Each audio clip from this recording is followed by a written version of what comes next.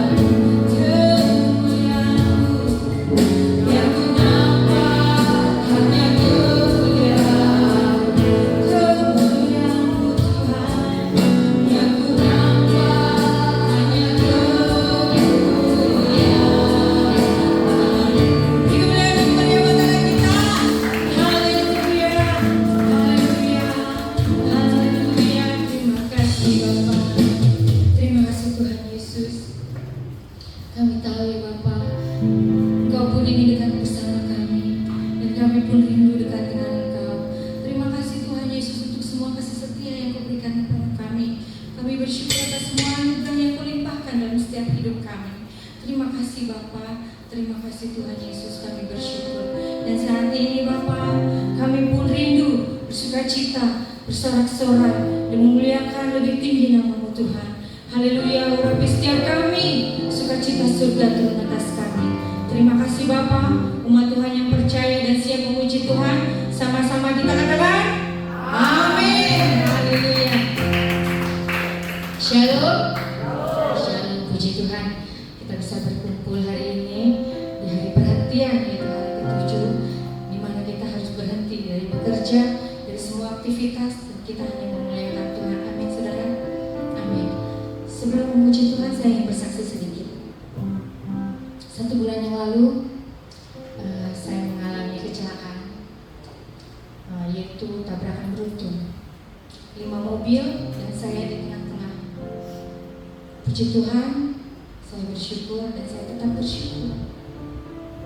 Walaupun mobil kami hancur, depan dan belakang, karena kita diapit 2 mobil, tapi saya bersyukur Tuhan baik. Kami tidak kekurangan satu apapun, kami selamat, tidak ada lecet satupun. Itu yang saya sangat bersyukur sama Tuhan. Tuhan Yesus, terima kasih, saya bilang. Saya terima semuanya, karena saya tahu saya tidak menerima yang baik saja. Dan saya bersyukur keluarga kami masih dalam lindungan Tuhan. Terpuji nama Tuhan, beri kemuliaan yang mulia buat Allah kita. Haleluya. Kita akan memuji Tuhan. Saya undang jemaat bangkit berdiri. Hidupku ada di tangan-Mu, Kau beri rancangan yang terindah, tak hanya yang baik saja yang ku terima. Amin. Walau tubuhku dirancang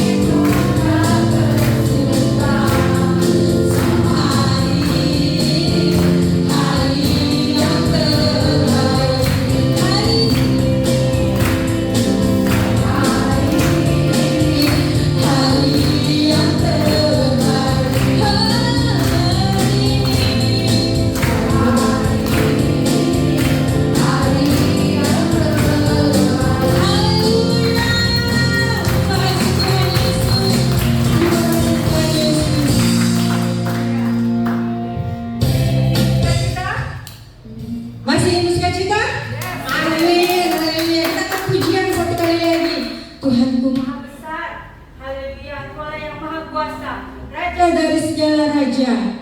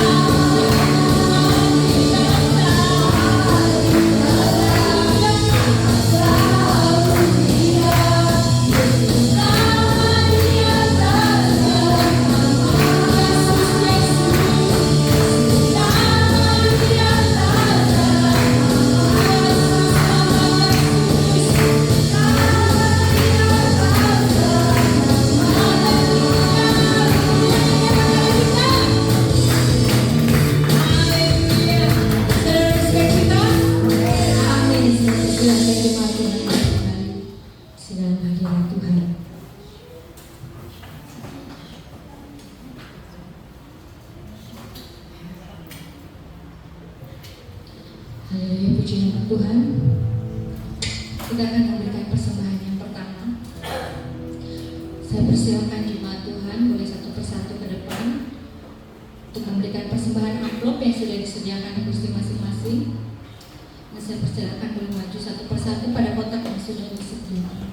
Saya minta saudari Intu untuk berdoa bagi kita untuk doa persembahan. Doa segala puji syukur hanya bagi Tuhan Yesus. Kami bersyukur buat pagi hari ini. Tuhan masih memberikan kami kesempatan untuk datang bersekutu di rumah-Mu ya Tuhan. Dan Tuhan tidak saatnya kami memberikan persembahan. Biarlah Tuhan memberkati persembahan ini. Biarlah menjadi persembahan yang bermanfaat bagi gereja di tempat ini. Tuhan berkati setiap jemaat-jemaat Tuhan dalam nama Tuhan Yesus. Haleluya. Amin. Puji nama Tuhan. Semua persembahan dijalankan, kita akan angkat pujian penyertaan Tuhan.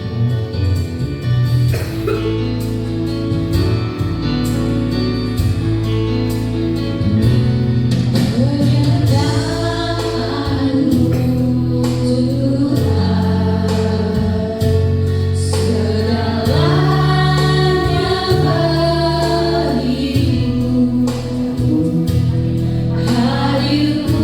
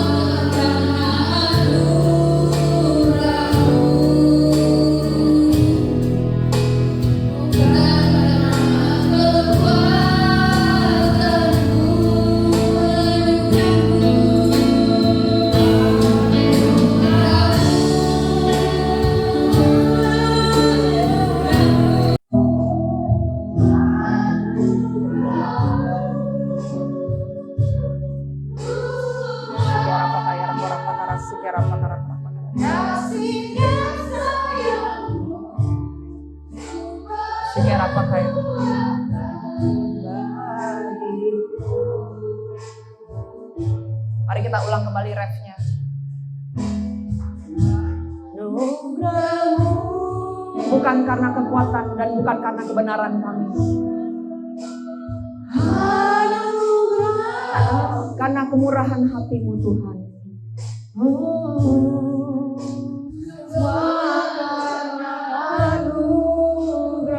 Karena Engkau Bapa yang baik, yang memperhatikan semua makhluk ciptaan-Mu. Dan Engkau yang memperhatikan kami Tuhan, yang telah Engkau ciptakan. Bukan karena kebenaran kami Tuhan, dan bukan karena kami baik Tuhan.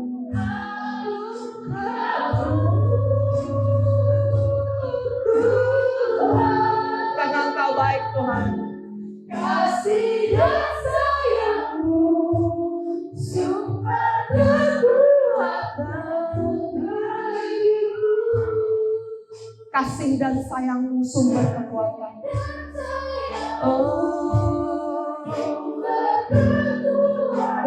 Kekuatan bagiku.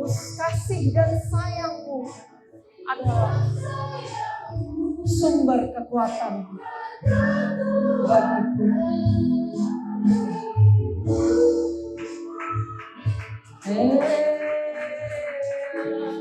Puji dan syukur,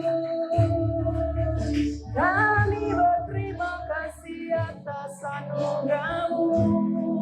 Sebelum kami mengenal, Kau mengenal kami dan memilih kami, oh Tuhan.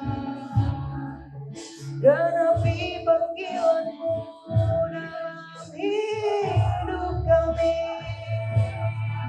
Rasikanaya, oh.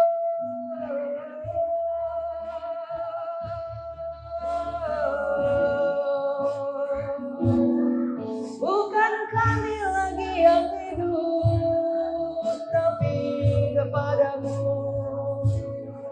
Bukan milik kami lagi, tapi padamu. Menyenangkan-Mu, senangkan-Mu, hanya itu kerinduanku. Menyenangkan-Mu, senangkan hatiku, hanya itu kerinduanku. Menyenangkan-Mu, karena kami telah ditebus dan harga kami telah lunas untuk dibayar Tuhan. Kami bukan hidup untuk kami hidup untuk menyenangkan. Dan hidup kami Tuhan untuk diletakkan apa yang menjadi kehendak hati-Mu. Karena di dalam meletakkan kehendak dan jalan kami dan masa depan kami di dalam Engkau. Engkau adalah Bapa yang baik, Engkau adalah Tuhan yang baik, yang akan mengembalikan Tuhan. Dan juga memulihkan apa yang menjadi bagian kami dalam Engkau. Dari menyenangkan Engkau Tuhan, kami mendapatkan lebih dari apa yang dari dunia ini tawarkan Tuhan. Dari menyenangkan, kami mendapatkan lebih dari apapun yang iblis tawarkan dalam hidup kami Tuhan. Dan kami mendapatkan dari surga, kami mendapatkan dari tahta-Mu Tuhan. Kami mendapatkan sesuatu yang murni, yang baik, yang telah diberikan dengan cuma-cuma, dan yang telah dianugerahkan oleh kemurahan hati-Mu. Pelan aja. Menyenangkan-Mu. Biar ini bukan hanya sebagai nyanyian Tuhan. Hanya itu kerinduanku.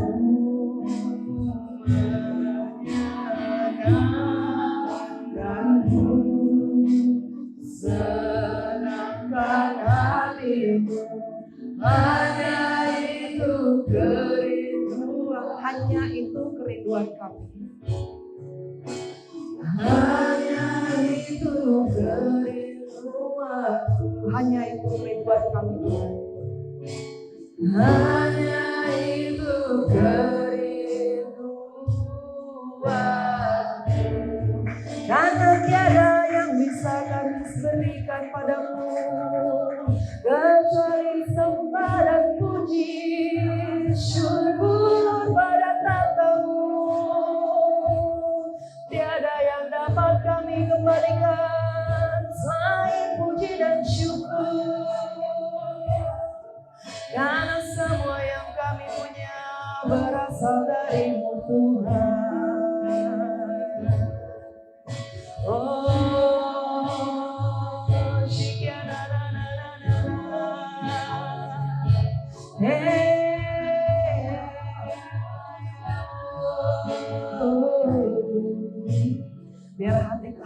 Tuhan, kami dapat mengecap begitu baik. Dan kami dapat merasakan Tuhan, begitu indahnya Engkau Tuhan. Dan kami bisa merasakan betapa Engkau mengasihi kami Tuhan. Dan tercurah pada jiwa, tubuh, dan roh. Dan kami dapat merasakannya Engkau Tuhan, nyata Tuhan di tengah-tengah kami Tuhan. Kami dapat merasakannya Tuhan, jauh di lubuk hati kami Tuhan. Kami dapat merasakannya pada pikiran akal budi kami Tuhan. Dan seluruh tubuh kami Tuhan dapat merasakan betapa baiknya Engkau Tuhan di dalam naungan roh-Mu Tuhan. Dan benar-benar Tuhan kami serahkan saat ini juga Tuhan. Depan, belakang, kiri, atas, bawah, di langit, di bumi, dan bawah bumi Tuhan. Dari awal berjalan dan ibadah hingga selesai Tuhan. Berbicaralah Tuhan, roh dengan roh kepada masing-masing pada kami Tuhan. Sehingga hari ini Tuhan, semua tidak ada yang pulang dengan tidak membawa apa-apa Tuhan. Tetapi Engkau mencurahkan dan Engkau memberikan Tuhan apa yang menjadi kehendak hati-Mu dan berdasarkan kemurahan hati-Mu Tuhan. Yang baik, yang dahsyat, yang terhebat. Yang adalah menjadi keinginan hati-Mu Tuhan untuk tergenapi dalam hati kami Tuhan.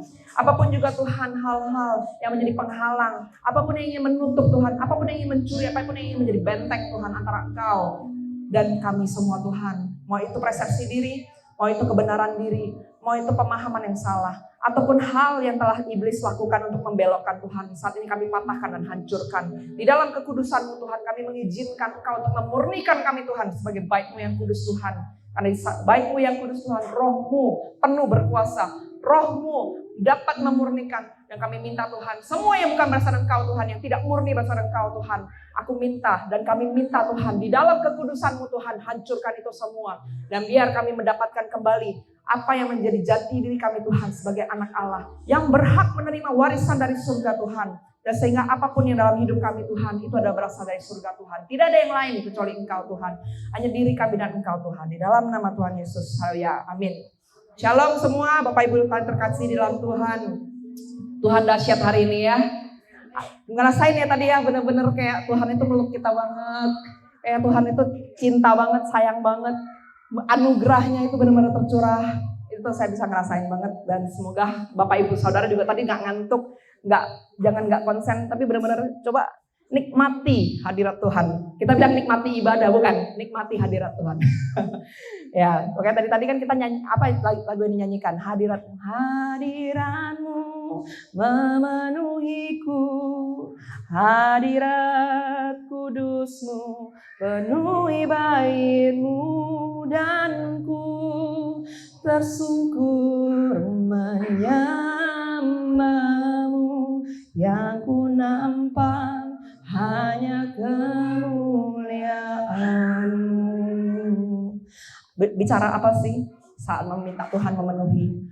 Artinya adalah setelah Yesus sudah mati kayu salib, Tuhan kan sudah tidak berbicara melalui perwakilan-perwakilan. Kalau saya dulu Musa itu kan mesti lewat imam besar agung dulu. Sekarang di saat tidak sedang ibadah Tuhan berbicara, di tengah-tengah Bapak dan Ibu sedang bersama Tuhan, itu bisa berbicara. Mungkin saya saat ini sedang berbicara sesuatu dan tiba-tiba Bapak Ibu bisa mendapatkan suara Tuhan langsung di dalam hati, dan itu memberikan pemahaman, dan itu membukakan pengertian, dan itu memberitahu untuk mungkin tiba-tiba di tengah-tengah saya khotbah Tuhan bisa berbicara. Kamu ingat dulu kamu pernah doa apa? Aku jawab itu. Bisa di tengah-tengah seperti itu. Kenapa? Karena Bapak Ibu dan saya adalah bait Allah. Roh Tuhan yang kudus diam di dalam kita. Nah, jadi hari ini sebenarnya minggu ini masih minggunya Pentakosta ya. Minggu lalu itu masih Pentakosta. Jadi kita posisinya untuk bulan ini saya topiknya dari Tuhan itu memang masih sekitaran dengan Pentakosta. Berbicara tentang setelah Yesus, Tuhan bilang lebih baik aku pergi supaya kamu bisa menerima penolong itu. Supaya kamu dapat menerima lidah-lidah api yang akan menyertai kamu sampai akhir zaman sebagai satu hal di mana kamu dapat bersandar. Karena Tuhan bilang gini, kalau aku sedang bersama-sama dengan kamu, dia berbicara kepada murid-muridnya, ngapain kamu puasa? Tapi setelah aku pergi, kamu berpuasalah karena aku telah pergi, kalau mau berkabung, tetapi aku telah memberikan kamu penolong. Nah, jadi saya akan berbicara sedikit untuk masalah Trinitas sebelum kita masuk ke topik hari ini. Ya, jadi Bapak Ibu dan saya mungkin juga sudah pernah, tapi saya refresh kembali topik ini. Jadi Trinitas, Allah Bapa, Putra, dan Roh Kudus. Pada mulanya adalah firman itu kan Yesus ya, di 1 Yohanes 1 sebelum Tuhan itu datang sebagai juru selamat yang menebus semua dosa kita sebagai anak domba Allah. ini saya akan hubungkan nanti. Nah, jadi kita balik dulu. Saat Tuhan itu menciptakan bumi, kan Tuhan berfirman, jadilah. Jadi Tuhan Allah Bapa, firman adalah firman, Allah Anak. Jadilah adalah roh Allah yang melayang-layang, yang membentuk. Jadilah terang, jadilah gelap. Terus habis itu berkeriapanlah binatang-binatang yang ada. Itu dari awalnya Tuhan sudah menceritakan bahwa dia ada 3 pribadi. Dia ada 3 pribadi, yaitu satu itu 3. Nah, saat Adam dan Hawa itu juga saat di Taman Eden juga sama. Tuhan itu kan berbicara, itu juga diperkenalkan kalau misalnya yang baca firman ya, itu juga diperkenalkan Tuhan itu sebagai pribadi. Jadi nggak cuma satu. Jadi 3 pribadi itu satu itu 3. Apa yang terjadi saat manusia itu jatuh dalam dosa? Nah, jadi bahasa Ibrani-nya adalah saat Adam dan Hawa melakukan hal yang bertentangan dengan apa yang Tuhan suruh, makanya Tuhan bilang ini, dosa ketidaktaatan sama dengan dosa tenung. Artinya saat manusia tidak taat kepada Tuhan, kalau sekarang kita ada syaratnya adalah firman, tapi kalau dulu kan Tuhan memberikan kepada Adam dan Hawa adalah jangan makan buah baik dan buruk. Nah, setelah mereka makan itu adalah bertentangan dan ketidaktaatan terhadap apa yang Tuhan bilang jangan. Dan Tuhan itu memberikan peringatan kepada kita maupun firman, bukan karena Tuhan itu iseng, bukan karena Tuhan itu tidak, maksudnya ya udah begitu aja peraturannya. Tetapi Tuhan tahu bahwa itu tidak baik untuk manusia, makanya Tuhan bilang jangan. Manusia makan tidak makan itu tidak ada urusan, tidak ada hubungannya dengan Tuhan, karena Tuhan tidak dirugikan. Tapi Tuhan yang akan menerima dampaknya adalah orang yang melanggarnya. Saya ulangi sekali ya. Saat Tuhan memberikan peraturan atau Tuhan mengatakan sesuatu atau Tuhan memberitahu kita untuk tidak melakukan sesuatu, saat kita melanggarnya, Tuhan tidak rugi. Yang rugi kita. Jadi ingat ya, yang rugi yang melanggar. Tuhan itu tidak rugi. Tapi Tuhan akan sedih hatinya. Tapi Tuhan tidak dirugikan. Tidak ada sesuatu pun yang berkurang dari Tuhan. Tapi orang yang melanggarnya akan berkurangan sesuatu, akan memiliki hukuman sesuatu. Misalnya adalah Adam dan Hawa saat mereka melanggar dan memakan buah dan baik dan buruk itu, yang terjadi adalah kalau bahasa Indonesia mereka tertulisnya biasanya kehilangan tanda. Tapi kalau penulisan Ibrani mereka itu kehilangan kemuliaan Tuhan. Jadi apa yang membuat manusia dan Tuhan itu bisa bercakap-cakap di Taman Eden, di Taman Firdaus adalah kemuliaan Tuhan yang melingkupi mereka. Jadi tadi kan kita doa ya, kita adalah bait Allah. Saat kemuliaan Tuhan itu menyatu dengan roh kita, baru kita bisa berhadapan muka dengan Tuhan, baru bisa berbicara. Karena ingat, kuduslah kamu karena aku kudus. Itu adalah peraturannya Tuhan. Yang tidak kudus tidak dapat berkata-kata dan berbicara kepada Tuhan. Makanya setelah kita tahu Adam dan Hawa sudah dihalau dari Taman Firdaus, mereka tidak bisa berbicara kapanpun dengan Tuhan. Dan efek dari mereka makan benih baik, buah baik dan buruk itu apa? Saat mereka memiliki anak Kain dan Habel, Kain itu kan memberikan sebagian dari hasilnya. Habel itu memberikan yang terbaik dari hasilnya. Sehingga Tuhan itu kan merespon. Siapa yang memberikan terbaik, Tuhan bisa merespon. Dan orang yang setengah-setengah sama Tuhan juga ya hatinya setengah-setengah juga. Kenapa? Karena berikannya tidak yang terbaik. Nah, saat itu terjadi, kita ingat bahwa Kain punya inisiatif untuk membunuh Habel. Padahal kita secara real, anak kecil bisa gak mengeluarkan kata kotor kalau dia tidak bisa mengeluarkannya? Tidak mungkin. Kecuali ada intervensi. Jadi biasanya anak kecil itu kan polos ya. Mereka gak punya apa-apa, mereka gak punya stok kata. Orang yang gak bisa secara normal, kalau gak pernah belajar bahasa Indonesia, gak mungkin bisa ngomong bahasa Indonesia. Kalau sudah dikasih stok bahasa Indonesia, baru bisa ada bahasa Indonesia. Bagaimanakah Adam dan Hawa yang tidak pernah membunuh, Tuhan gak pernah ngajarin ngebunuh, dan Tuhan juga gak ngajarin masalah iri hati dan lain-lain, punya benih iri hati, punya benih marah, dan membawa dia ke membunuh. Itu adalah pelanggaran firman, itu adalah membawa pada dosa, itu membawa pada maut. Tidak ada yang ngajarin, itu datang dari mana? Benih baik dan buruk. Jadi tidak ada yang ngajarin, tapi tiba-tiba itu bisa masuk dan kita bilang menguasai. Nah, jadi itulah kenapa awalnya Tuhan bilang jangan sentuh, jangan makan.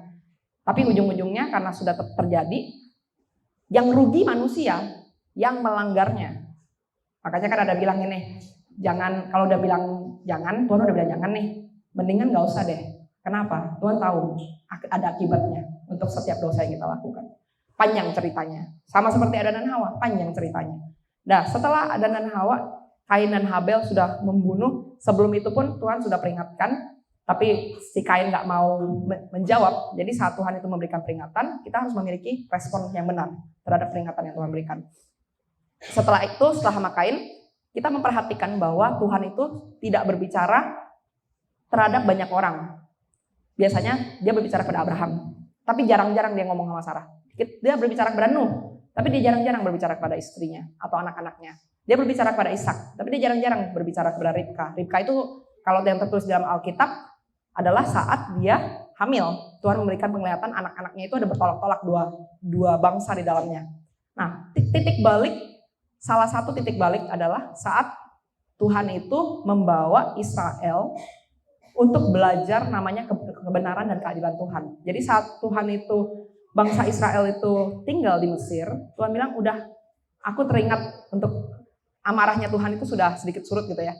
Aku ingat untuk mengembalikan orang-orang ini untuk bisa datang kepadaku. Makanya kalau kita lihat kembali, di saat orang-orang yang bentar-bentar kepenuhan roh, bentar-bentar bisa ada namanya kumpulan nabi-nabi, itu dapat dilihat itu terutama adalah dominan saat ada di Musa dan setelah itu masuk raja-raja. Jadi itu adalah salah satu terobosan untuk Tuhan memulihkan jati diri manusia kembali, mendapatkan kemuliaan Tuhan di dalam kekudusannya. Jadi saat Musa itu datang, saat Tuhan panggil Musa itu, kan Musa datanglah, lepaskan kasutmu karena tempat kamu berpijak itu kudus. Saat Tuhan menunjukkan diri dengan api di tengah semak-semak. Tuhan itu mengenalkan dirinya kepada Musa. Tuhan kan Musa bilang, Tuhan kalau orang-orang Israel yang mau diselamatin ini tanya sama saya, Tuhannya yang mana? Saya mesti sebut Tuhannya yang mana? Karena zaman itu, jadi kalau kita belajar bahasa Ibrani ya, itu Jehovah itu kan adalah Tuhan secara general. Jadi kalau mereka Tuhannya Baal, mereka panggil Jehovah juga. Mereka penyembah, misalnya kucing, sphinx gitu ya, kayak itu mereka panggilnya Jehovah juga karena Jehovah itu adalah Tuhan secara general kepada siapapun Tuhan mereka. Nah, tetapi saat itu Musa bilang, apa yang mesti kujelaskan kepada bangsaku? Kita kan sudah di tengah-tengah orang Mesir, udah nggak tahu Tuhan yang Mesir itu ribuan. Siapa? Bagaimana aku mengenalkan engkau kepada mereka? Sebut bahwa aku adalah Tuhan bapak nenek moyangmu, Allah Abraham, aku adalah Allahnya Ishak, dan aku adalah aku yang kudus. Yaitu bahasa Ibrani Yahweh. Jadi Yahweh itu adalah bahasa terdekat dari bahasa manusia untuk menjelaskan siapa Tuhan. Bahwa aku adalah aku yang kudus gitu loh. Jadi Tuhan itu, Yahweh itu bukan nama. Yahweh itu adalah menjelaskan eksistensinya Tuhan. Bahwa dia adalah dia yang ada, dia yang kudus, dia yang memiliki dan berkuasa atas semuanya. Dia adalah Tuhan yang menciptakan langit dan bumi. Dia adalah Tuhan Abraham, nenek moyang mereka. Dan dia adalah 3 pribadi tapi satu. Jadi dari awal itu Tuhan sudah menjelaskan. Nah di situ baru Tuhan memberitahu kepada Israel setelah mereka sudah dikeluarkan dari Musa, bersama Musa keluar dari Mesir. Tuhan bilang gini, oke, mulai sekarang aku ajarin ya kekudusanku.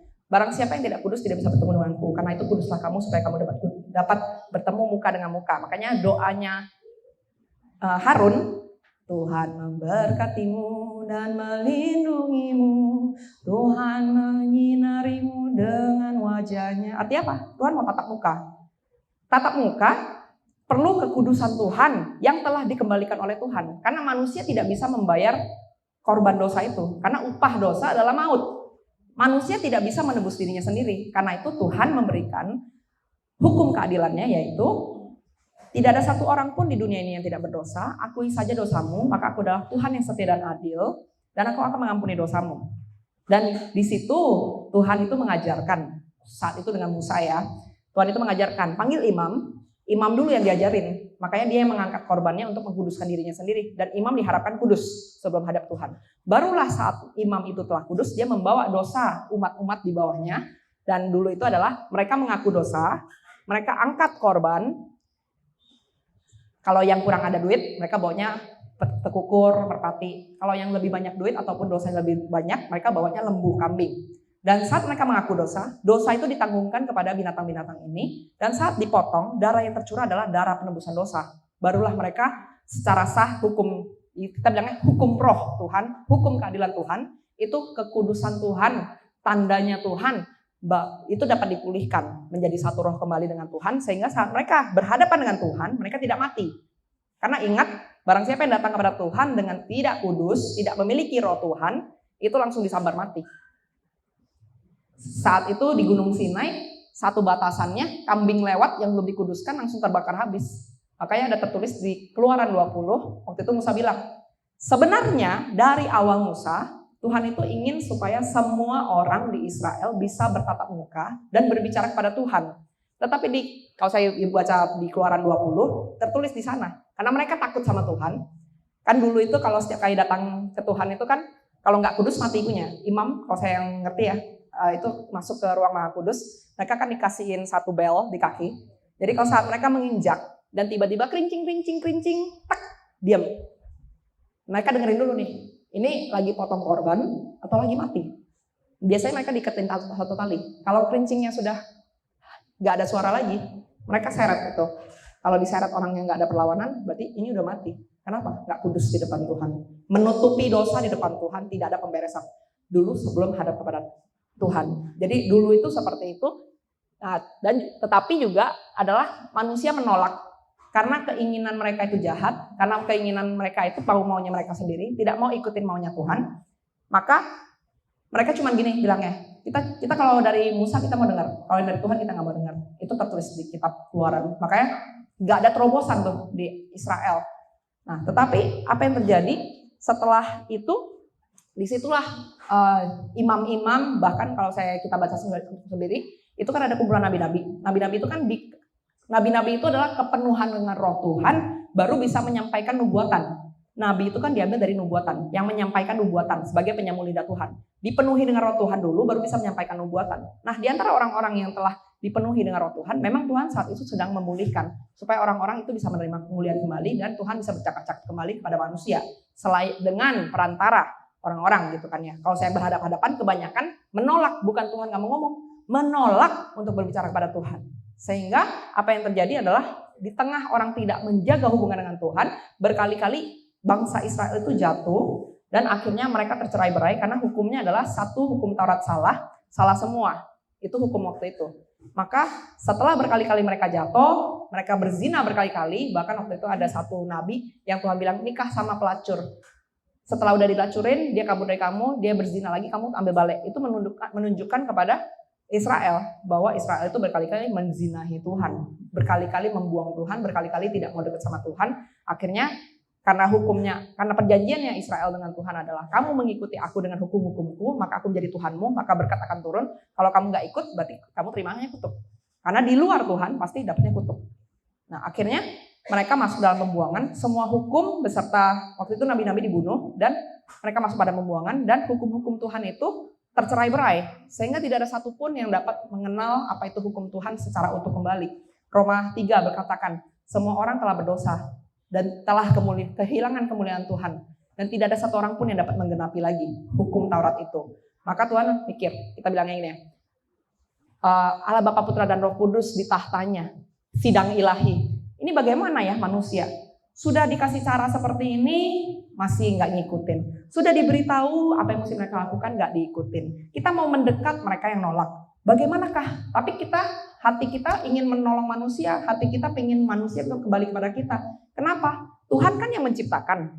Kalau Tuhan nggak mau pusing, tinggal basmi aja kan manusia mulai dari awal. Nggak perlu dipertahankan. Sama seperti saya main game.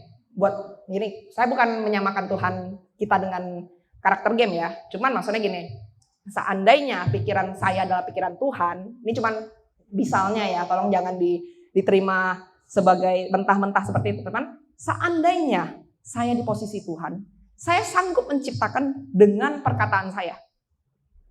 Bukankah kalau saya itu tidak sayang dengan yang saya ciptakan, sama seperti saya misalnya punya game gitu kan ya, saya misal Sims. Saya dulu main Sims, jadi kalau nggak tahu Sims itu bisa menciptakan satu kota beserta penduduk di dalamnya. Kalau saya tidak cinta dan saya tidak sayang dengan yang saya ciptakan itu, sudah saya kasih nama, sudah saya pilih juga kulit warnanya apa, saya sudah pilih dia itu ciri-cirinya seperti apa, matanya belok atau matanya sipit, semua saya yang pilih. Saya ciptakan dia. Kalau saya nggak sayang sama karakter ini, saya tinggal delete, saya mulai dari awal. Bukankah mati dan hidupnya gampang Tuhan mengurusnya? Nggak perlu pusing. Tetapi karena Tuhan begitu cinta sama kita, cinta Dia itu mempertahankan kita supaya masih ada kesempatan manusia itu kembali kepada Dia. Caranya gimana? Yang tadi saya bilang, sidang ilahi. Bagaimana ini? Semua hukum Taurat sudah tidak ada lagi. Kalau misalnya Tuhan bilang game over, sudah selesai, saya udah nggak mau mencoba lagi untuk memulihkan manusia. Nggak ada Yesus. Tapi karena Tuhan itu begitu cinta sama manusia, mari sekali lagi kita beri kesempatan kepada manusia untuk bisa kembali dan memulihkan hubungannya dengan kita, supaya mereka bisa apa yang menjadi bagian dari dosa itu, kalau mereka sendiri nggak sanggup bayar, karena memang manusia tidak sanggup membayar upah dosa itu, Tuhan bilang kita yang tanggung. Jadi Allah Bapa, Putra dan Roh Kudus, siapa yang mau diutus? Allah Anak, aku saja yang turun. Dinaungi oleh siapa? Roh Tuhan yang kudus, Allah Roh Kudus. Jadi makanya saat sudah keputusan di sidang ilahi, firman telah menjadi daging. Pada mulanya dia adalah firman. Siapa yang mau dipakai? Maria. Apakah kamu mau dipakai oleh Tuhan? Terjadilah kepadaku sesuai keinginanmu Tuhan. Di dalam penundukan diri, Roh Tuhan bisa bekerja, masuk. Jadi Roh Kudus memenuhi Maria, dan tanpa persetubuhan dia bisa hamil.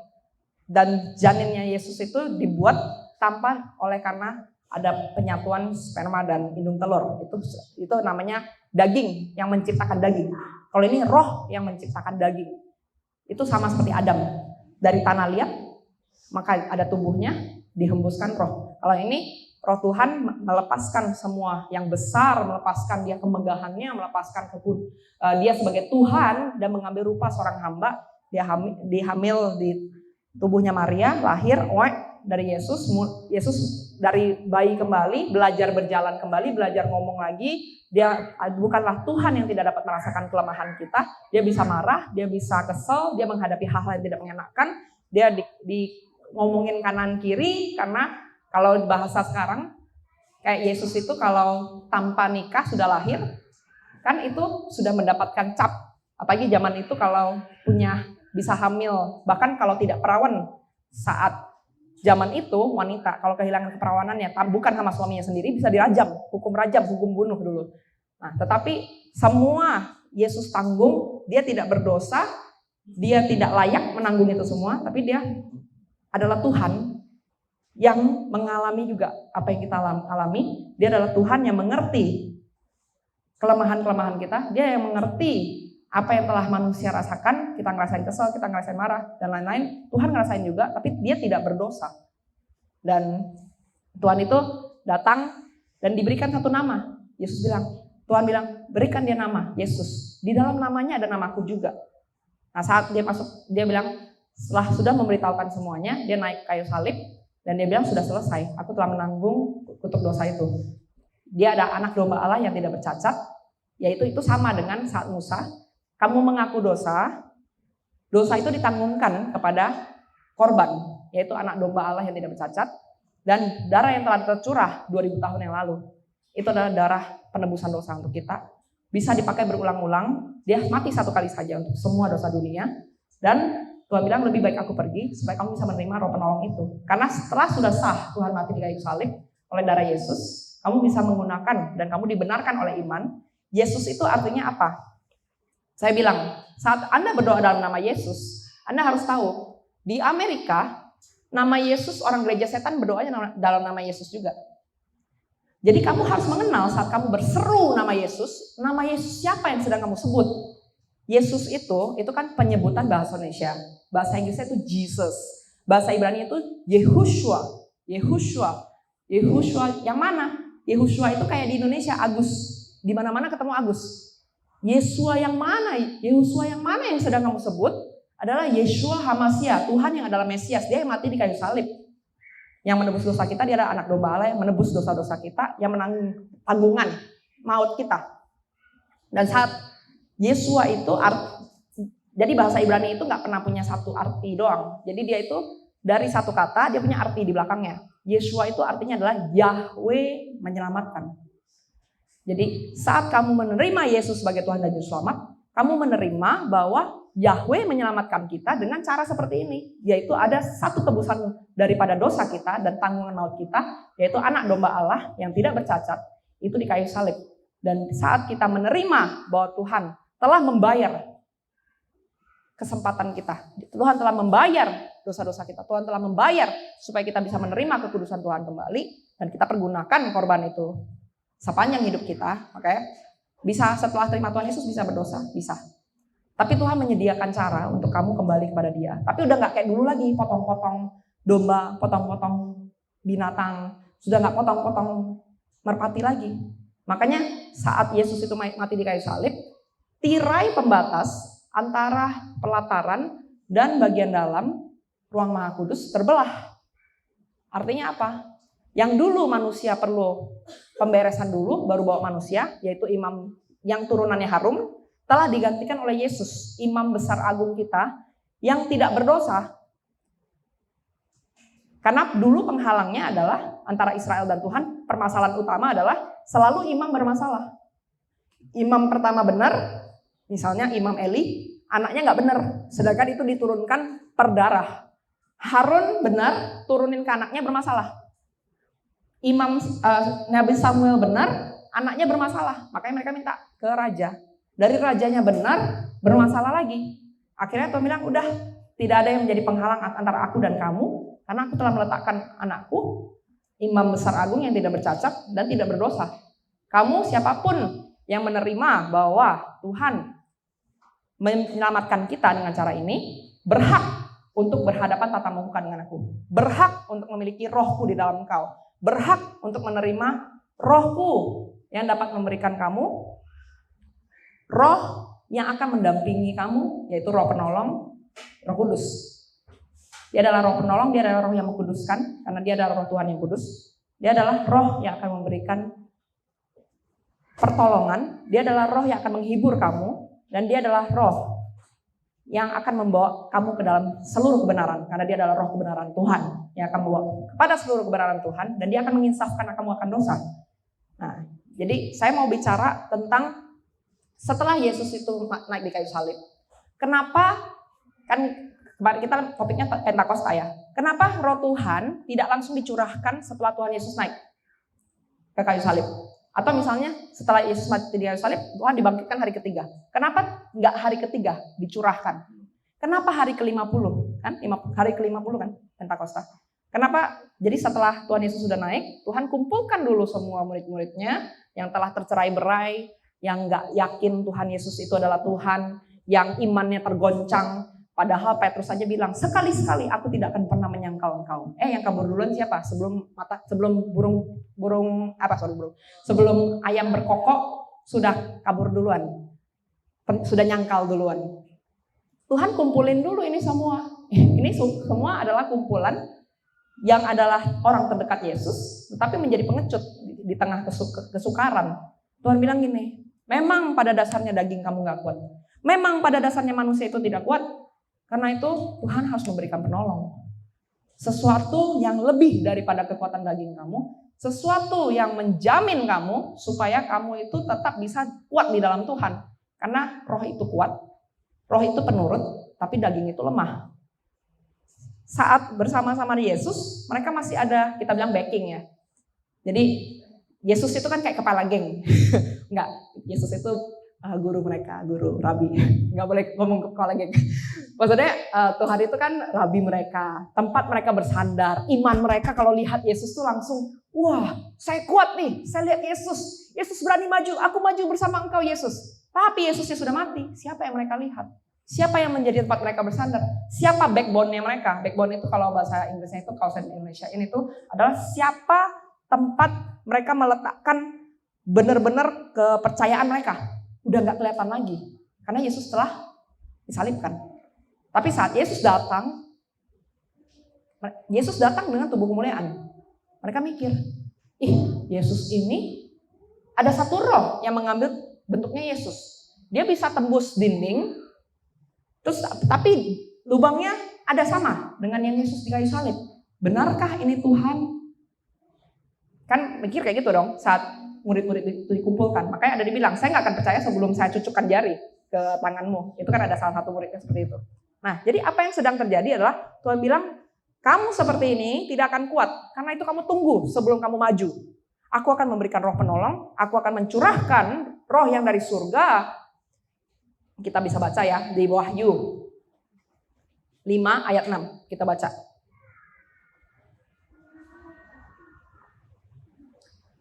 Maka aku melihat di tengah-tengah tahta dan keempat makhluk itu, dan di tengah-tengah tua-tua itu berdiri seekor anak domba seperti telah disembelih.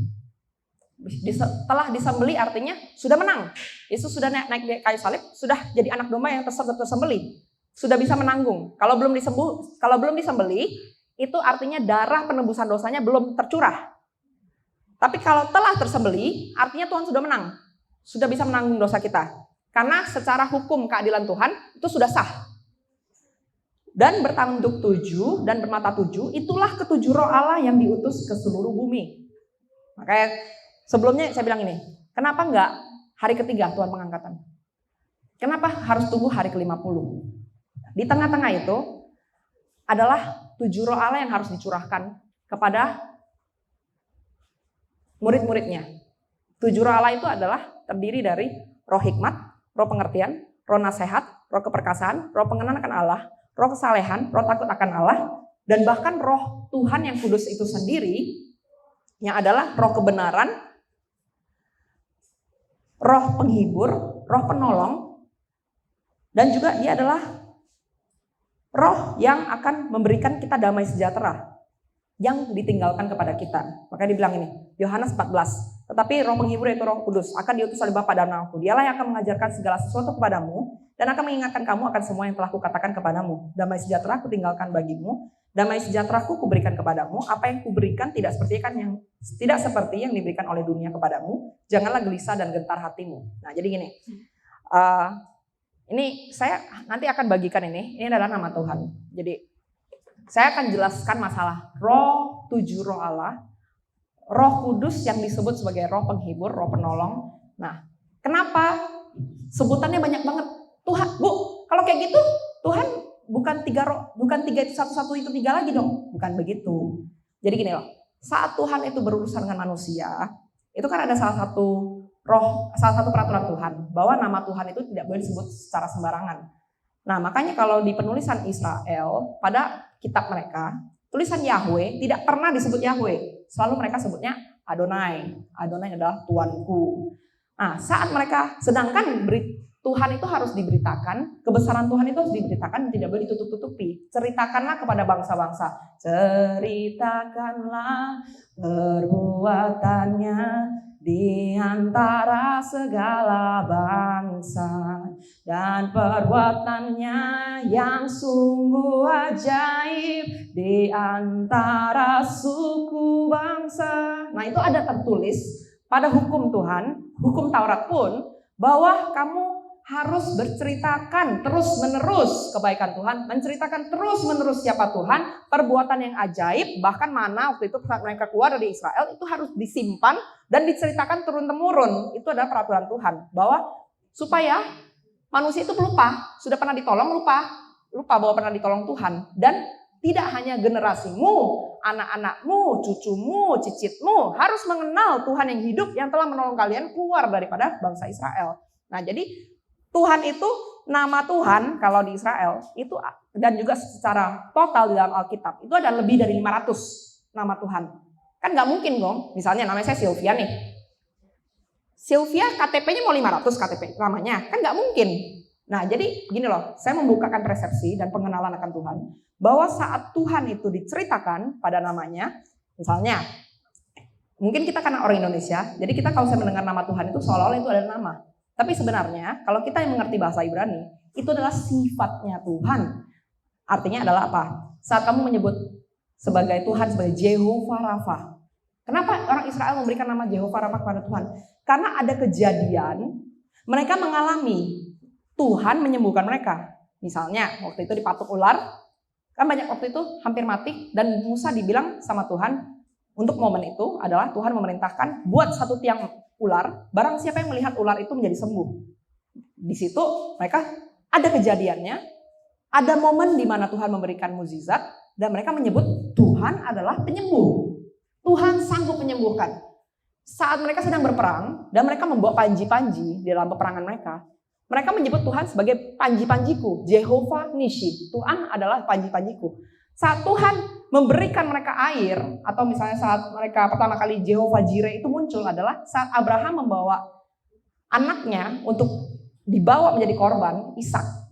Dan Ishak bertanya, "Bapak, kamu bawa aku ke gunung ini untuk apa? Korbannya mana?" "Tenang nak, Tuhan akan menyediakan." Itu tertulis Jehovah Jireh. Tuhan akan menyediakan.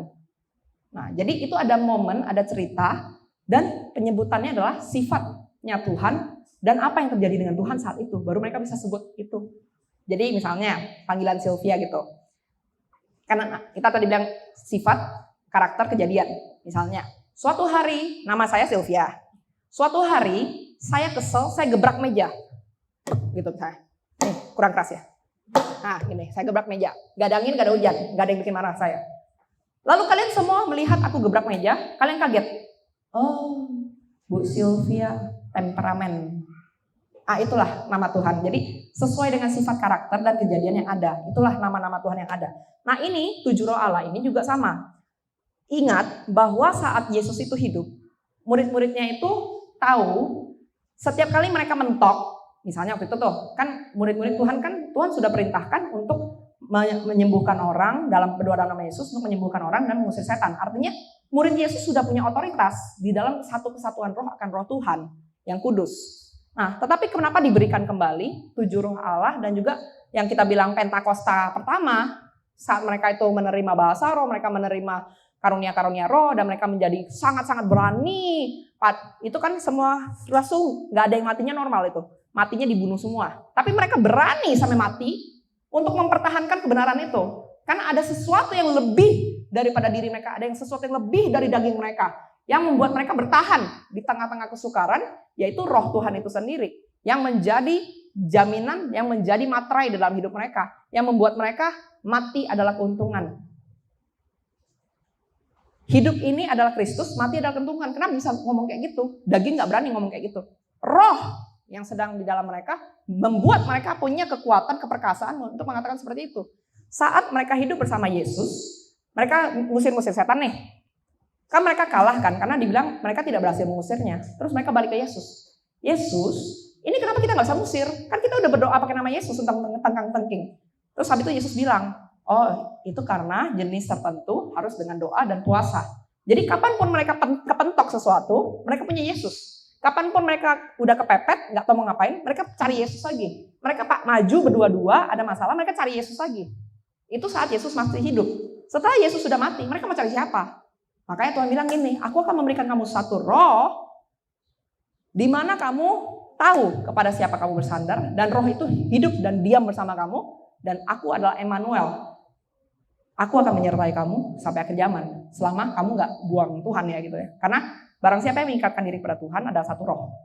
Tapi kalau kamu membuang Tuhan, berarti kamu melepaskan ikatan dengan Tuhan. Jadi saat orang yang tetap di dalam Tuhan, roh Tuhan itu menyertai dia, roh Tuhan itu memenuhi dia, dan fungsi dari roh yang telah diberikan, roh Tuhan yang kudus itu adalah untuk memberikan hikmat, kepepet, nggak tahu mau ngapain, dia memberikan hikmat. Pengertian, saat dia membaca dan juga menerima yang dari roh, daging nggak sanggup terima. Roh itu memberikan pengertian, sehingga yang kita terima adalah persepsi roh. Karena daging nggak sanggup terima pengertian dari surga. Makanya kalau orang baca-baca Alkitab, tapi nggak ngerti-ngerti, harus minta roh pengertian adalah roh Tuhan yang membukakan akan pengertian. Itu bukan roh yang berbeda, tapi adalah sifat salah satu sifat Tuhan yang kita minta. Sama seperti yang saya bilang, nama Tuhan.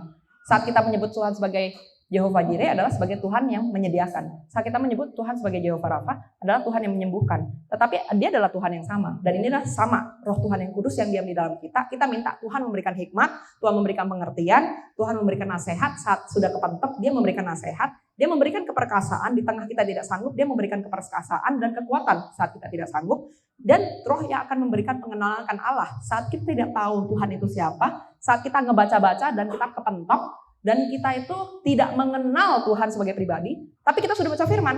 Banyak sekali orang Kristen yang sudah baca firman tidak paham, tidak mengerti, tidak kenal Tuhan. Banyak sekali. Dan kita harus meminta pengenalan Allah yang benar dan roh kesalehan. Kalau kita baca di Yesaya 58, kesalehan yang asli dan palsu, kita bisa baca sekarang di Yesaya 58. Kita baca perbagian awal aja. Yesaya 58. Kesalehan yang palsu dan sejati. Serukanlah kuat-kuat, janganlah tahan-tahan. Nyaringkanlah suaramu bagaikan sangkakala. Beritahukanlah kepada umatku pelanggaran mereka dan kepada kaum keturunan Yakub dosa mereka. Memang setiap hari mereka mencari aku dan suka untuk mengenal segala jalanku, seperti bangsa yang melakukan yang benar dan tidak meninggalkan hukum Allahnya. Mereka menanyakan aku tentang hukum-hukum yang benar dan suka mendekat terhadap Allah. Tanyanya, mengapa kami berpuasa dan tidak memperhatikan? Mengapa kami merendahkan hati dan engkau tidak mengindahkannya? Nah, artinya apa? Puasa, kan puasanya Tuhan itu bukan puasa diet ya. Puasa Tuhan itu adalah, kalau ini bisa baca sendiri nanti ke bawah, adalah kita di dalam perdamaian, tidak dengan membantah berkelahi, dan kita itu adalah mengadakan hari merendahkan diri di hadapan Tuhan, hari yang menyenangkan hati Tuhan, dan membuka tali kelaliman, dan juga membukakan belenggu-belenggu kelaliman dan tali-tali kuk. Ini adalah bahasa lama. Bahasa keren sekarang adalah pemberesan sama Tuhan. Kalau ada bermasalah sama Tuhan, pemulihan. Kalau ada dosa-dosa yang disembunyikan dan tidak diberesin, pemberesan segera. Itu adalah membuka tali belenggu-belenggu kelaliman, melepaskan tali-tali kuk. Kalau ada ngutukin Tuhan, ada ngutukin Tuhan, ada ngutukin orang, ada orang yang kita benci, dan kita ngutuk, itu adalah tali kuk. Kita melepaskan kutuk untuk orang itu, minta ampun, tarik kembali. Kebalikannya apa? Kita kan anak berkat yang kita terima dari surga. Yang kita lepaskan apa? Berkat pertobatan. Artinya Roh Kudus menjamah dia untuk mempertobatkan. Karena fungsi dari Roh Kudus adalah menginsafkan akan dosa. Jadi semua hal yang membuat kita ditunggangi iblis, semua hal di mana kita itu tidak di dalam berkatnya Tuhan, berkatnya surga, semua hal yang tidak adalah kebenaran, pemberesan. Jadi itu adalah yang disebut sebagai puasa dan kesalehan yang benar. Dan Tuhan janji bahwa orang-orang yang melakukan ini, Tuhan bilang, terangmu akan merekah seperti fajar. Lukamu akan pulih segera. Kebenaran menjadi barisan depanmu dan kemuliaan Tuhan barisan belakanganmu. Dan saat itulah engkau akan memanggil dan Tuhan akan menjawab. Engkau akan berteriak minta tolong dan ia akan berkata, inilah aku. Dan kamu tidak mengenakan kuk lagi kepada sesamamu, tidak lagi menunjuk-nunjuk orang dengan jari. Tanda kutip bahasa sekarang fitnah. Melanjutkan gosip yang tidak benar. Ini bahasa sekarang. Dan apabila kamu menyerahkan pada orang lapar apa yang kamu inginkan sendiri, tanda kutip bahasa sekarang adalah melakukan perbuatan baik. Menjadi berkat bagi sesama, memberikan yang telah diberikan kepada tanganmu untuk disalurkan. Menjadi sukacita untuk orang lain. Jadi yang kita bilang, kamu jadi pohon yang diairi dengan baik, kamu dapat berbuah. Berbuah itu dapat dinikmati oleh dirimu sendiri dan orang lain. Orang lain yang menikmati itu mendapatkan sukacita. Nah, disitulah maka Tuhan janji bahwa Tuhan akan menuntun kita senantiasa dan memuaskan hatimu di tanah yang kering dan akan memperbaharui kekuatanmu. Engkau akan seperti taman yang diairi dengan baik dan seperti mata air yang tidak pernah mengecewakan. Ini adalah janji Tuhan dan engkau akan disebutkan sebagai yang memperbaiki tembok yang tembus dan membetulkan jalan supaya tempat itu dapat dihuni. Nah, itu adalah apa yang Tuhan kerjakan pada saya. Dulu saya lewatin proses pelepasan itu sekitar 2 tahun. Jadi selama saya perpasan itu bukan yang kayak KKR, tengkang-tengking, terus manifestasi gitu-gitu, bukan. Jadi yang saya lakukan selama 2 tahun adalah membuka tali kelaliman, membuka semua dosa masa lalu saya buka semua yang tidak berkenan di hadapan Tuhan, saya pemberesan sama Tuhan. Yang perlu pemberesan sama orang, saya pemberesan di dalam hati saya, karena orangnya juga nggak tahu di mana, itu kan sudah masa lalu banget gitu ya. Tapi nanti kita pemberesan sama Tuhan. Apa yang ada di dalam, semua yang nyangkut, mampet, semua yang kotor, semua racun di dalam hati, kita pemberesan sama Tuhan. Nah di situ memang benar Tuhan memulihkan semua segera. Saya doa, semua hal yang saya tidak kepikiran untuk minta, dan tidak saya kepikiran untuk kejar-kejar Tuhan lagi, Tuhan pulihkan. Dan juga saya doa apa? Tuhan itu menunjukkan panggilannya kepada saya, dan saya meminta di dalam apa yang Tuhan inginkan itu cepat sekali. Saat aku memanggil, Tuhan menjawab. Saat aku meminta pertolongan, Tuhan cepat menjawab. Tapi ada momen tertentu yang namanya didikan itu kita nggak bisa lewat. Didikan itu tidak terhindarkan karena itu untuk pendewasaan. Ada momen-momen tertentu Tuhan bilang ini yang akan kamu alami ke depannya dan Tuhan kasih lihat itu tidak mengenakan. Tuhan bilang masuk ke dalamnya. Itu memang didikan Tuhan. Jadi tadi kita doa, kita pujiannya tadi kan bukan cuma yang baik yang dari Tuhan kita terima. Yang tidak mengenakan, yang dari Tuhan tidak ada yang tidak baik. Yang tidak mengenakan juga kita terima. Sama seperti anak-anak, makanan favoritnya apa? Buah. Makan sayur kejar-kejaran. Yang tidak enak di lidah kita, tapi sayur itu kan bagus untuk tubuh kita. Nah Tuhan juga seperti itu. Yang gak enak buat kita, tapi Tuhan lihat itu bagus buat kita, Tuhan izinkan. Untuk apa? Pendewasaan. Untuk apa? Supaya itu kita matang. Supaya apa? Supaya kita dipangkas. Pasti ada sesuatu yang Tuhan ingin ajarkan buat kita. Pasti ada sesuatu yang Tuhan ingin kita itu yang tidak berbuah itu dipangkas. Di hal-hal yang tidak mengenakan yang kita lewati. Kalau itu di dalam Tuhan ya. Bukan setan yang sedang menyerang, tetapi itu adalah jalur yang Tuhan berikan kita. Itu bukan diambil oleh keinginan kita pribadi, itu bukan datang karena ambisi kita, tapi Tuhan yang membuka jalan itu. Yakin dan percaya, pasti ada sesuatu tuayan di situ. Nah, kita harus minta bahwa setiap kita melewati proses yang diberikan sama Tuhan, kita selalu mendapatkan tuayan yang pas, tuayan yang benar yang Tuhan inginkan kita diproses di area situ. Dan disitulah kita tahu bahwa Tuhan itu juga adalah akan mengaruniakan roh takut akan Allah. Roh takut akan Allah itu bagaimana? Ingat, kita di bumi ini cuma sementara. Apa yang akan Tuhan lakukan adalah pengangkatan. Tuhan akan bawa kita ke awan-awan dan kita akan selama-lamanya bersama Tuhan. Jadi Tuhan itu, roh takut Allah itu membuat, dan roh pengenalan akan Allah itu membuat kita seperti apa? Membuat kita tahu bagaimana cara memperlakukan Tuhan. Intro dan latihan dulu di bumi sebelum kita di surga. Karena di surga kita udah finish training dong. Masa kita mau kurang ajar lagi di surga? Ya Tuhan training kita di bumi. Bagaimana memperlakukan dia dengan benar. Bagaimana kita punya roh takut akan Allah. Menghormati dia. Itu dasar dari menghormati Tuhan, roh takut akan Allah. Kenapa? Karena di tengah kekudusan dan di tengah hebatnya Tuhan, di tengah tahtanya Tuhan, semuanya gak ada yang kuat. Karena Tuhan itu begitu luar biasa. Dia adalah Tuhan dari segala Tuhan. Dia yang ada, yang telah ada, dan yang akan ada. Dan kita mau supaya hari ini dicurahkan kepada kita apa yang menjadi bagian yang seharusnya kita terima. Sama seperti Tuhan melakukan itu di zaman itu kepada rasul-rasulnya, kita juga mau menerima 7 roh Allah beserta roh Tuhan yang kudus, roh kudus dengan semua sifat dan karakter esensi dia. Kita mau terima secara full. Dan saya undang juga untuk pemusik maju ke depan. Yang kita akan nyanyikan, judul lagunya itu Kadosh. Kadosh itu bahasa Ibrani. Dasar firmannya, mari kita buka di di Wahyu 5. Kita baca dulu bersama-sama.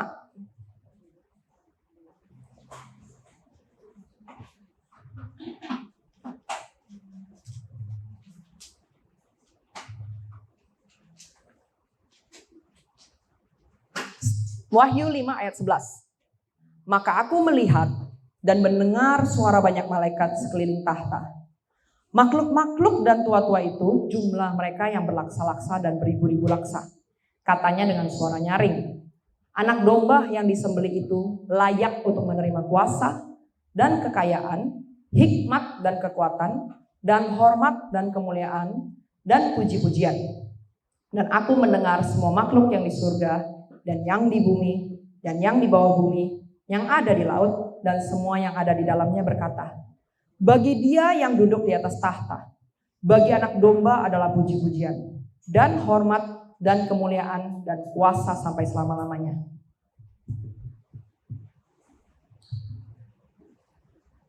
Dan di tengah-tengah itu, kita tahu di tengah-tengah surga, kita tahu bahwa ada malaikat yang akan bernyanyi kudus-kudus. Dan dia adalah menyanyikan bahwa dia adalah Tuhan Allah. Dan mereka juga menyanyikan dia adalah Tuhan yang adalah menciptakan semuanya. Dan dia adalah Tuhan yang sudah ada dan yang ada dan yang akan ada. Ini di Wahyu 4 ayat 8. Dan keempat makhluk itu masing-masing bersayap 6 di sekelilingnya, dan di sebelah dalamnya penuh dengan mata. Dan tidak berhenti-hentinya mereka berseru siang dan malam, Kudus, kudus, kuduslah Tuhan Allah yang Maha Kuasa, yang ada dan yang akan datang, yang ada dan yang sudah ada, dan yang ada dan yang akan datang. Nah, jadi lagu ini liriknya seperti ini, kados, kados, kados 3 kali, kudus, kudus, kudus. Tuhan Allah yang Maha Kuasa, Adonai, karena penulisannya itu Yahweh, orang tidak sebut dengan Yahweh tapi Adonai, Tuhan. Elohim, Tuhan. Zebaot, Zebaot itu adalah Tuhan yang menciptakan semesta alam. Asher, Baya, Asher, Bahaya, Jehovah, Yevaho. Itu adalah Tuhan yang sudah ada, dan yang akan datang. Nah, jadi kita akan nyanyikan 3 bahasa. Dan saya sebelum masuk sini, saya mau bercerita tentang kebaikan Tuhan dan juga apa yang Tuhan sedang lakukan akhir-akhir ini. Jadi kita itu akhir-akhir ini Tuhan mencurahkan dan juga menunjukkan tanda kehadirannya. Jadi kadang-kadang saat lagi puja menyembahan, ini teman kita dapat dari Cirebon ya, itu dapat pertama kali, dan kita setelah itu selalu pas lagi pujian menyembahan, ibadah, saya lagi khotbah, itu tiba-tiba dapat. Ini saya udah sediakan 1, ini cuma 1 tapi agak gede. Kalau ada yang mau saya kasih. Sekarang yang mau maju ke depan saya kasih. Ini tandanya apa? Kita bukan lagi hebat-hebatan ya. Jadi apa yang Tuhan kerjakan dengan debu emas ini itu datang begitu saja. Kita kebanyakan itu memang di pujian dan penyembahan saat kita benar-benar lagi berbicara tentang Tuhan, lagi kesaksian kepada orang, dan Tuhan menunjukkan hadirnya dengan debu emas itu. Tapi juga adalah untuk saya sendiri secara pribadi, Tuhan itu random. Saya mau mandi, tiba-tiba penuh tubuh saya dari ujung kepala sampai ujung kaki itu penuh dengan debu emas. Saya lagi sakit perut gitu lah ya, tiba-tiba dapat di tangan. Saya lagi pujian menyembahan, saya dapat. Saya lagi saya lagi ngupil. Saya lagi ngupil, tiba-tiba ada dapat gitu. Nah, jadi Tuhan itu lagi bicara apa? Tuhan yang sama yang akan mengubahkan kita menjadi tubuh kemuliaan. Dia adalah Tuhan yang sama yang melakukan ini. Saat dia hadir, itu momennya bukan momen kita, karena itu adalah detiknya detik roh. Maka siapa sih yang menjadi kriteria yang akan ikut dalam pengangkatan? Ada barang siapa yang menerima Tuhan sebagai Tuhan dan Juru Selamat, baru dia bisa menerima roh Tuhan yang kudus. Dia adalah bait Allah. Maka setiap sel tubuh, pikiran kita, alam bawah sadar kita menyatu dengan roh Tuhan. Maka disebut sebagai roh Tuhan yang kudus adalah materai. Jadi Tuhan saya pernah kasih penglihatan bagaimana pengangkatan itu terjadi. Tuhan bilang gini, orang yang telah mati di dalam iman, rohnya menyatu dengan roh Tuhan yang kudus. Mati di dalam iman, tidak pernah melepaskan roh Tuhan. Orang-orang itu telah ada tempat perhentiannya dan mereka terang. Kenapa? Karena roh Tuhan yang kudus itu terang. Makanya kalau dibilang kita adalah anak terang, itu benar karena kita menyatu dengan roh Tuhan yang kudus. Barang siapa yang mengikatkan diri kepada Tuhan adalah satu roh. Siapa yang akan ikut pada pengangkatan hidup-hidup? Pilihannya cuma 2. 1 adalah kamu mati dalam iman, berarti pengangkatan hidup-hidupnya belum terjadi. Atau kamu masuk pada wilayah dan waktu di mana pengangkatan hidup-hidup itu terjadi. Bagaimana kamu bisa ikut diubahkan menjadi tubuh kemuliaan adalah kamu mengizinkan dirimu untuk dipenuhi dengan roh Tuhan yang kudus, pemberesan sama Tuhan, dan roh Tuhan yang kudus itu memenuhi dirimu tubuh, jiwa, dan roh, pikiran sadar, bawah sadar. Dan apa yang telah Tuhan lakukan dari udara yang ngerti kimia, O2 tidak mungkin menjadi logam. O2 nggak bisa berubah jadi benda padat kecuali es. Udara yang Tuhan ubah menjadi debu emas, ini adalah tanda bahwa Tuhan adalah Tuhan yang sama. Tuhan yang akan membentuk dan sudah membentuk manusia dari tanah, Tuhan yang membentuk dari tidak ada apa-apa, dan Tuhan yang akan mengubahkan tubuh, darah, daging kita, tulang kita menjadi tubuh kemuliaan untuk kita naik diangkat di awan-awan. Dan itu bukan dongeng, dan itu bukan cuma tertulis, tetapi itu real. Dan itu Tuhan kasih tanda kehadiran Tuhan dan statement dari Tuhan, ini debu emas ini. Gitu. Kudus, kudus, kudus,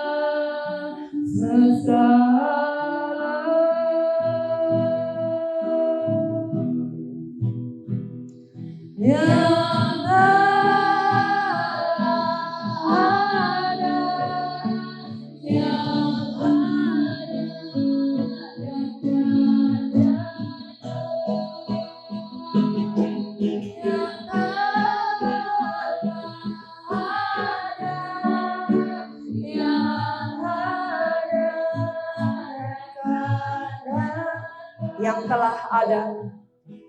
Yang telah ada. Yang ada dan akan datang. Yang telah ada.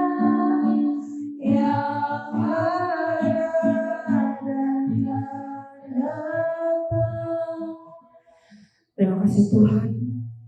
Tadi saya lihat ada beberapa anak sudah dapat debu emas. Kita ada sediakan kertas hitam. Itu kalau ada. Jadi debu emas itu kadang-kadang bisa timbul dan hilang. Tapi ada juga yang stay. Kalau ada yang bisa Bapak lihat di tangan, di muka, ataupun kadang-kadang bisa muncul di kaki. Kalau ada, itu dari tim kita sediain untuk kertas hitam. Kalian bisa ambil pakai selotip. Itu kalian tulis nama. Dari Tuhan itu El Shaddai. Tuhan adalah Maha Kuasa. Dan kepada Bapak Ibu sekalian, kalau ada namanya, tulis namanya sendiri, boleh di situ. Itu kado dari Tuhan. Hanya tidak terima, jadi gini, tidak terima debu emas pun, saat Tuhan menyentuh, kalian sudah terima sesuatu. Jadi itu cuma variasi, suka-sukanya Tuhan mau memberikan apa. Tapi saya lihat tadi beberapa anak-anak sudah dapat ada yang dapat di dahi, ada dapat yang di hidung, sama di tangan. Ya, cuman kita udah sediakan dan kita bersyukur hari ini bahwa Tuhan menyatakan hadirnya. Jadi saya akan selalu sebut debu emas itu sebagai tanda kehadiran Tuhan. Artinya adalah apa? Tuhan mau menyatakan dirinya, itu bisa datang dengan damai sejahtera, itu bisa datang dengan sukacita, itu bisa datang dengan kesembuhan, itu bisa datang dengan kita merasa lega, beban kita diangkat. Dan tapi satu hal adalah keajaiban terbesar adalah Tuhan memulihkan status kita yang tadinya seharusnya masuk neraka. Oleh karena darah Yesus, darah penebusan dosa itu membuat kita bisa menerima kembali kemuliaan Tuhan, sehingga kita bisa berhadapan dengan Tuhan. Dan di situ kita tahu bahwa memang rencana Tuhan di awal untuk doa Harun waktu itu, Tuhan memberkatimu dan melindungimu, Tuhan menyinarimu dengan wajahnya, Tuhan memberkatimu dan melindungimu, Tuhan menghadapkan wajahnya padamu dan memberimu kasih karunia, Tuhan menghadapkan wajahnya kepadamu dan memberimu damai sejahtera, dan memberimu damai sejahtera. Pada awalnya memang Tuhan ingin melindungi. Pada awalnya Tuhan memang ingin memulihkan. Dan pada awalnya Tuhan ingin rindu. Sama seperti manusia, Adam dan Hawa bisa bertatapan muka. Dan itulah kerinduan Tuhan. Selama di bumi ini, kita yang sudah menerima rohnya, kita sudah privilege, kita terima anugerahnya, kita memiliki rohnya, dan nanti kita setelah selesai di bumi, kita di awan-awan 1000 tahun. Tuhan Yesus memberkati. Ini ada nama Tuhan, nanti saya akan bagikan. Satu orang ambil 2. Setiap nama Tuhan ada pengurapan Tuhan sesuai dengan namanya yang akan diberikan. Nanti ini saya oper ke tim saya. Nanti semuanya bisa ambil 2. Nanti akan ditulis di buku. Nanti itu ada kartunya. Kita lagi desain. Nanti kartunya itu kita sudah desain. Tim kita di Makassar sedang mendesain. Nanti yang sudah diambil setelah kartunya selesai nanti saya akan bagikan yang sudah didesain itu. Oke. Ini silakan. Kembali ke WL.